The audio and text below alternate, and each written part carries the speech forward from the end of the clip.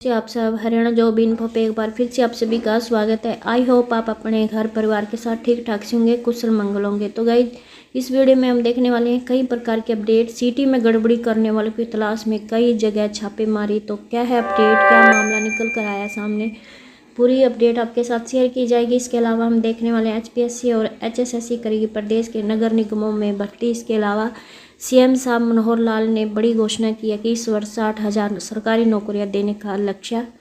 तो पूरी अपडेट क्या है मामला, इसको जानने के लिए प्लीज़ वीडियो में अंत तक ज़रूर बने रहे। और हाँ गाइस, अगर चैनल से पहली बार जुड़े तो चैनल को भी ज़रूर सब्सक्राइब करें, ज़रूर सपोर्ट करें। सब्सक्राइब करके बेल आइकन का बटन दबाना ना भूलें ताकि आने वाली हर अपडेट आप तक आसानी से पहुँच सके। और गाइस वीडियो को भी लाइक और कमेंट करना ना भूलें। तो जान लेते हैं एक एक करके सारी अपडेट। तो फर्स्ट अपडेट आपकी जो ग्रुप डी का सीटी हुआ उसको लेकर।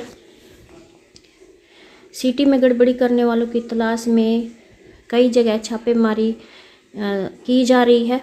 और HSH ग्रुप डी सीटी पेपर कांड में पुलिस ने 21 अक्टूबर को 2 आरोपी पकड़े थे। रणहोला थाना पुलिस गिरोह के सरगना समेत जो भी इस गिरोह का सरगना है उसको समेत अन्य सदस्यों को पकड़ने के लिए पुलिस है वो छापेमारी कर रही है। तो पूरी अपडेट भी जान लेते हैं। हरियाणा कर्मचारी चयन आयोग ग्रुप डी के कॉमन एलिजिबिलिटी टेस्ट में फर्जीवाड़ा करने वाले गिरोह का सरगना 1 सप्ताह बाद भी पुलिस गिरफ्त से बाहर है। यानी कि जो भी इस गिरोह का सरगना है, मास्टरमाइंड है, वो अभी पुलिस गिरफ्त से बाहर है। और पकड़े गए 2 आरोपियों ने पुलिस को बताया कि सरगना के कहने पर ही गिरोह के सदस्य परीक्षार्थियों को अलग अलग जगह लेकर जाते थे और पेपर से तैयारी के बाद उन्हें परीक्षा केंद्रों पर छोड़ते थे। रणहोला थाना पुलिस आरोपित को पकड़ने के लिए हरियाणा के रोहतक समेत अलग अलग जगह छापेमारी कर रही है। शनिवार को भी एक टीम है वो रोहतक के लिए रवाना हुई है। पुलिस के अनुसार आरोपित ने बताया कि वह सिर्फ परीक्षार्थियों को केंद्र पर छोड़ने का काम करते थे, उन्होंने पेपर लीक नहीं किया है। और पुलिस ने आरोपित के दावों पर 10 से 12 ऐसे लोगों की लिस्ट बनाई है। तो हो सकता है कि इस गिरोह में 10 से 12 लोग शामिल हो, मतलब जो इस गिरोह के सदस्य हैं। और पुलिस इस लिस्ट के अनुसार अब आरोपित के ठिकानों पर छापेमारी कर रही है। हालांकि 7 दिन बाद भी जो मुख्य आरोपित है वो पुलिस की गिरफ्त से बाहर है। और 21 अक्टूबर को रणहोला थाना पुलिस को HSH ग्रुप डी की सीटी का पेपर लीक करवाने वालों की बपरोला में पुलिस जानकारी मिली थी। और पुलिस ने छापेमारी कर कार में बैठे रोहतक के सांपला निवासी कपिल और चीड़ी के वेदपाल को गिरफ्तार किया था। दोनों पहली पाली के परीक्षा के परीक्षार्थियों को परीक्षा केंद्र पर छोड़कर आए थे और दूसरी पाली की परीक्षा देने वाले परीक्षार्थी कार के पास खड़े थे।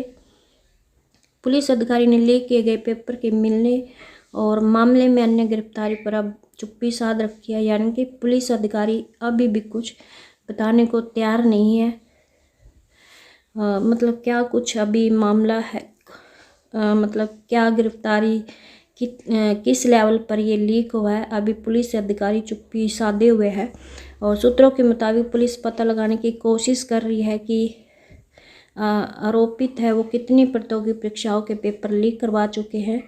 और गिरफ्तार किए गए आरोपित ने बताया कि वह अपने साथियों के साथ मिलकर सरकारी प्रतियोगी परीक्षाओं के पेपर लीक करवाते थे और पैसा लेकर परीक्षार्थियों को परीक्षा से पहले एक जगह इकट्ठा करते थे, फिर लीक किया गया पेपर प्रश्न पत्र उन्हें देकर तैयारी कराते थे। तो गाइस अभी इसके बारे में ये स्पष्ट नहीं हुआ है कि किस लेवल पर ये पेपर लीक हुआ है और ना ही अभी तक इसको लेकर पुख्ता सबूत मिले हैं। सिर्फ एक मतलब आशंका जताई जा रही है कि ग्रुप डी का पेपर लीक हुआ है।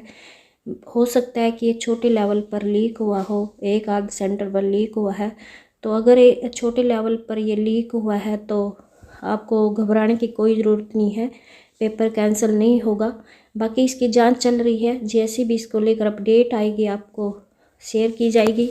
तो नेक्स्ट अपडेट भी जान लेते हैं। तो नेक्स्ट अपडेट है CM साहब ने जो प्रेस कॉन्फ्रेंस हुई है कल, इसको लेकर बड़ी घोषणा की है कि इस वर्ष 60,000 सरकारी नौकरी देने का लक्ष्य है, जिनमें से 41,217 पदों पर जो भर्ती की प्रक्रिया है वो चली हुई है।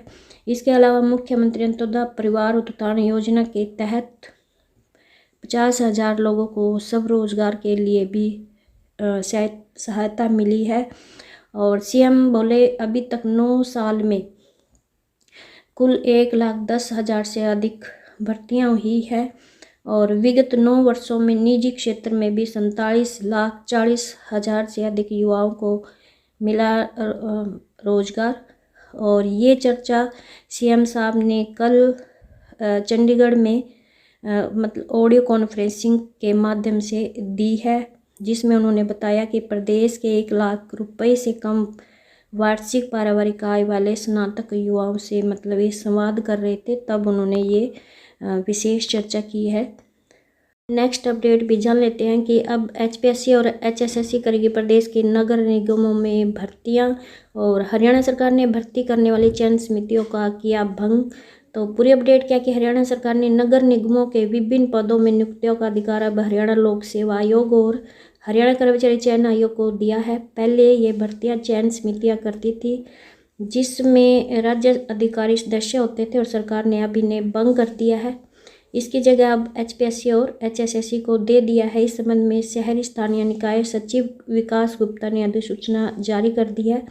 सरकार के इस फैसले से एक तरह से अधिकारियों के पर कतर दिए हैं। निगम की नियुक्तियों में इन अधिकारियों को खासा असर रहता था और सूत्रों का कहना है कि सरकार ने पारदर्शिता लाने के मकसद से ये कदम उठाया है। और इसके अलावा एनएचएम के अनुबंध कर्मियों का भी अब मतलब तबादला हो सकेगा। तो हरियाणा में अनुबंध पर लगे नेशनल हेल्थ मिशन के कर्मचारियों के भी अब ऑनलाइन तबादले हो सकेंगे।